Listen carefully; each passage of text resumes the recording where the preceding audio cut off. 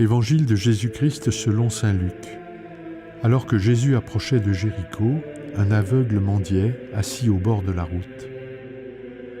Entendant la foule passer devant lui, il s'informa de ce qu'il y avait.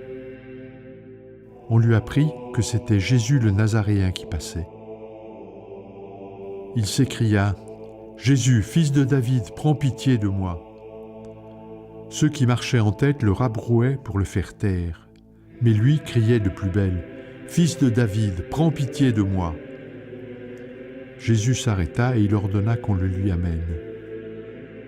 Quand il se fut approché, Jésus lui demanda « Que veux-tu que je fasse pour toi ?» Il répondit « Seigneur, que je retrouve la vue. » Et Jésus lui dit « Retrouve la vue, ta foi t'a sauvé. » À l'instant même, il retrouva la vue, et il suivait Jésus en rendant gloire à Dieu. Et tout le peuple, voyant cela, adressa une louange à Dieu. Acclamons la parole de Dieu. Il a raison de crier, cet aveugle mendiant assis au bord de la route. Son cri rejoint le priant du psaume 33. Un pauvre cri, le Seigneur entend, il le sauve de toutes ses angoisses. Son cri rejoint le cœur même de Jésus.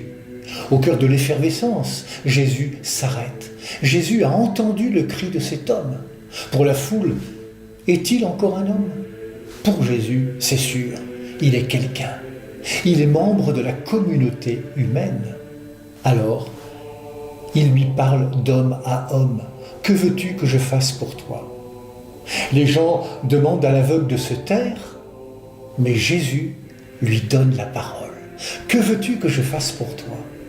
Même si la réponse peut nous apparaître évidente, Jésus s'adresse à un homme libre. Il veut qu'il s'exprime personnellement. Attention de ne pas penser à la place des autres.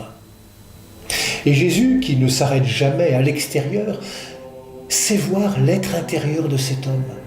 Retrouve la vue, ta foi t'a sauvé. Il a compris que sous l'habit de ce mendiant aveugle se cache un homme de foi. Combien sont-ils aux marges de nos sociétés, de nos communautés, à attendre une écoute de leur cri le plus intérieur ? À Jésus, on peut toujours dire ce que nous avons sur le cœur.